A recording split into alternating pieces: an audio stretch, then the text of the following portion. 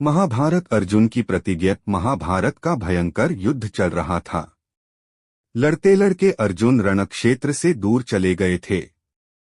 अर्जुन की अनुपस्थिति में पांडवों को पराजित करने के लिए द्रोणाचार्य ने चक्रव्यूह की रचना की। अर्जुन पुत्र अभिमन्यु चक्रव्यूह भेदने के लिए उसमें घुस गया। उसने कुशलतापूर्वक चक्रव्यूह के 6 चरण भेद लिए, लेकिन 7वें चरण में उसे दुर्योधन, जयद्रथ आदि 7 महारथियों ने घेर लिया और उस पर टूट पड़े। जयद्रथ ने पीछे से निहत्थे अभिमन्यु पर जोरदार प्रहार किया। वह वार इतना तीव्र था कि अभिमन्यु उसे सहन नहीं कर सका और वीरगति को प्राप्त हो गया। अभिमन्यु की मृत्यु का समाचार सुनकर अर्जुन क्रोध से पागल हो उठा।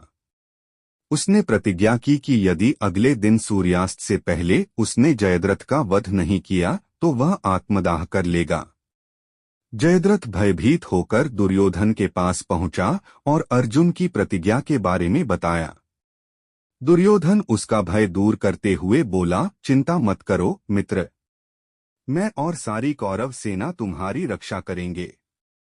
अर्जुन कल तुम तक नहीं पहुंच पाएगा, उसे आत्मदाह करना पड़ेगा। अगले दिन युद्ध शुरू हुआ।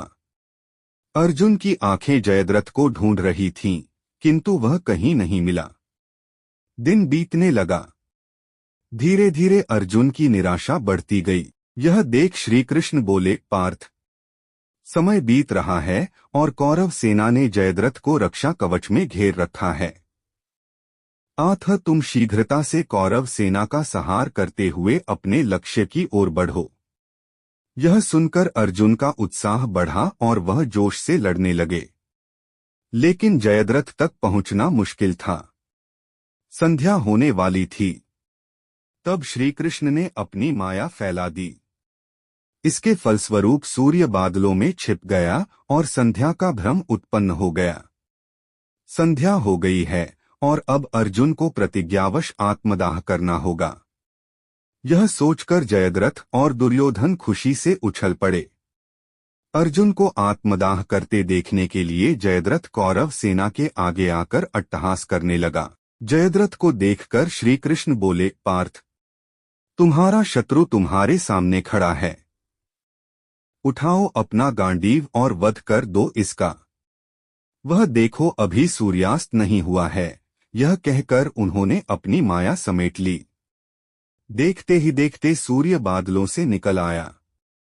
सबकी दृष्टि आसमान की ओर उठ गई। सूर्य अभी भी चमक रहा था। यह देख जयद्रथ और दुर्योधन के पैरों तले जमीन खिसक गई। जयद्रथ भागने को हुआ, लेकिन तब तक अर्जुन ने अपना गांडीव उठा लिया था। तभी श्री कृष्ण चेतावनी देते हुए बोले, हे अर्जुन, जयद्रथ के पिता ने इसे वरदान दिया था कि जो इसका मस्तक जमीन पर गिराएगा उसका मस्तक भी 100 टुकड़ों में विभक्त हो जाएगा। इसलिए यदि इसका सिर जमीन पर गिरा तो तुम्हारे सिर के भी 100 टुकड़े हो जाएंगे। हे पार्थ, उत्तर दिशा में यहाँ से 100 योजन की दूरी पर जयद्रथ का पिता तप कर रहा है। तुम इसका मस्तक ऐसे काटो कि वह इसके पिता की गोद में जाकर गिरे। अर्जुन ने श्री कृष्ण की चेतावनी ध्यान से सुनी और अपनी लक्ष्य की ओर ध्यान कर बाण छोड़ दिया। उस बाण ने जयद्रथ का सिर धड़ से अलग कर दिया और उसे लेकर सीधा जयद्रथ के पिता की गोद में जाकर गिरा। जयद्रथ का पिता चौंक कर उठा तो उसकी गोद में से सिर जमीन पर गिर गया। सिर के जमीन पर गिरते ही उनके सिर के भी 100 टुकड़े हो गए। इस प्रकार अर्जुन की प्रतिज्ञा पूरी हुई। दोस्तों, वीडियो अच्छी लगी हो तो लाइक और सब्सक्राइब जरूर करें। धन्यवाद।